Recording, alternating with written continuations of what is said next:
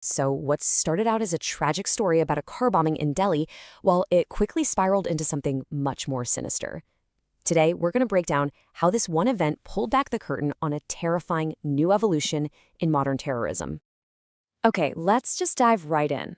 At first, all the reports were pointing to a car bombing. A tragic, but sadly, a familiar tactic. But as investigators started digging, they realized that the explosion, that was just meant to be the opening act of a much more complex and, frankly, terrifying plot. I mean, the immediate aftermath was just devastating. In a single instant, that blast claimed 15 lives. And that's not just a statistic, you know? It's a brutal reminder of the real human cost of an attack like this. And it wasn't just those who were lost. 32 other people were left with injuries.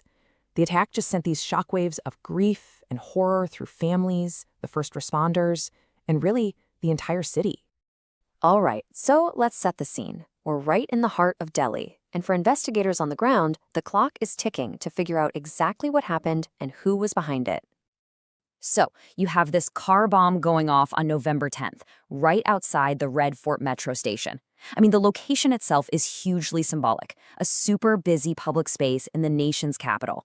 A Hyundai i20, packed with explosives, detonates, and the search for answers begin right there in the wreckage. And pretty quickly, investigators got a huge break. They arrested a man named Umar Nabi. He was identified as the alleged driver, the person who supposedly parked the car bomb and just walked away. This was a critical first step for sure, but it barely scratched the surface of what was really going on. Okay, and this is the moment where the entire investigation just takes a massive turn. A second arrest didn't just add another name to the suspect list, it completely blew up their understanding of the scope and sophistication of this threat. And that's when Jasir Bilal Wani, who also went by the name Danish, comes into the picture. His capture was the key that unlocked the whole thing. See, he wasn't just some accomplice, he was the technical expert.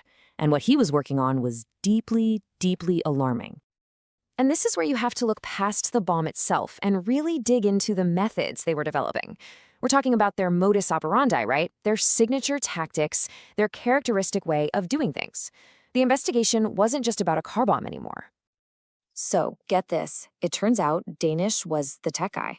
He was allegedly taking commercial drones and modifying them, even trying to build rockets. The crucial takeaway here is that the car bomb wasn't the main event at all. It was just the prelude, designed to cause chaos on the ground, while a second wave of attacks was potentially launched from the air. And this is where this one plot in Delhi starts to connect to a much, much bigger and frankly more disturbing global trend, the weaponization of cheap, everyday consumer technology. I mean, just think about that for a second. For less than the price of a new laptop, these groups can get their hands on off-the-shelf drones, quadcopters, fixed-wing models, and turn them into actual weapons. That incredibly low barrier to entry makes creating a sophisticated aerial threat easier than ever before.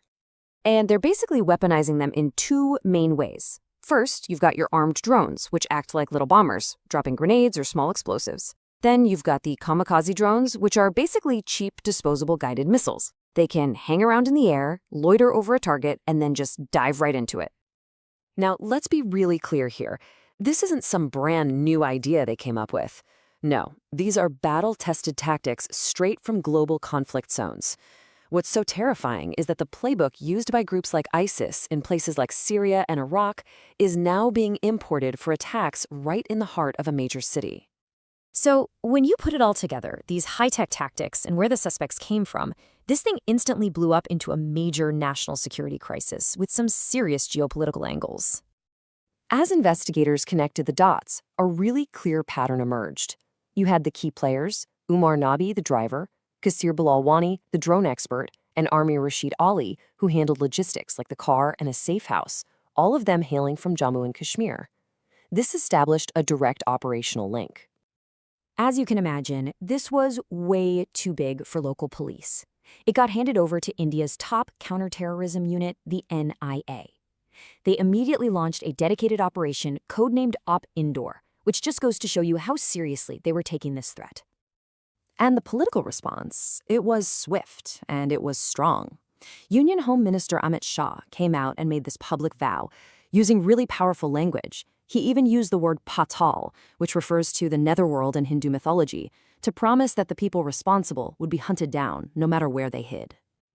So all of this really leaves us with a huge and kinda unsettling question, right?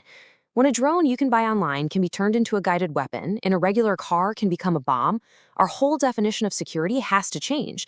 It's no longer just about borders and armies, it's about what's available on the open market. And that, well, that changes everything.